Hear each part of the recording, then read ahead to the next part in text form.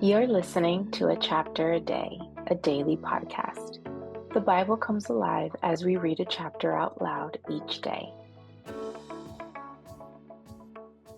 Hello, everyone. It's time for a chapter a day, and today we are reading 2 Kings chapter 1, which says, After Ahab's death, Moab rebelled against Israel.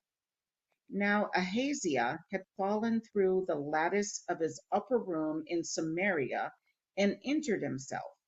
So he sent messengers, saying to them, Go and consult Baal-zebub, the god of Ekron, to see if I will recover from this injury.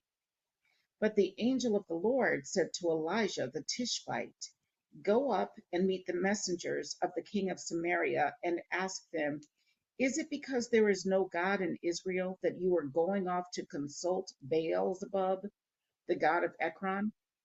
Therefore, this is what the Lord says. You will not leave the bed you are lying on. You will certainly die. So Elijah went. When the messengers returned to the king, he asked them, Why have you come back? A man came to meet us, they replied, and he said to us, Go back to the king who sent you and tell him, This is what the Lord says. Is it because there is no God in Israel that you are sending men to consult Baal-zebub, the god of Ekron? Therefore you will not leave the bed you are lying on. You will certainly die. The king asked them, What kind of man was it who came to meet you and told you this? They replied, He was a man with a garment of hair and with a leather belt around his waist. The king said, That was Elijah the Tishbite. Then he sent to Elijah a captain with his company of 50 men. The captain went up to Elijah, who was sitting on the top of a hill, and said to him, Man of God, the king says, Come down. Elijah answered the captain, If I am a man of God, may fire come down from heaven and consume you and your 50 men.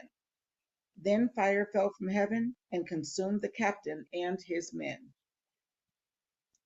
At this, the king sent to Elijah another captain with his 50 men. The captain said to him, Man of God, this is what the king says. Come down at once. If I am a man of God, Elijah replied, may fire come down from heaven and consume you and your 50 men. Then the fire of God fell from heaven and consumed him and his 50 men. So the king sent a third captain with his 50 men. This third captain went up and fell on his knees before Elijah. Man of God, he begged, please have respect for my life and the lives of these 50 men, your servants. See, fire has fallen from heaven and consumed the first two captains and all their men, but now have respect for my life. The angel of the Lord said to Elijah, Go down with him, do not be afraid of him.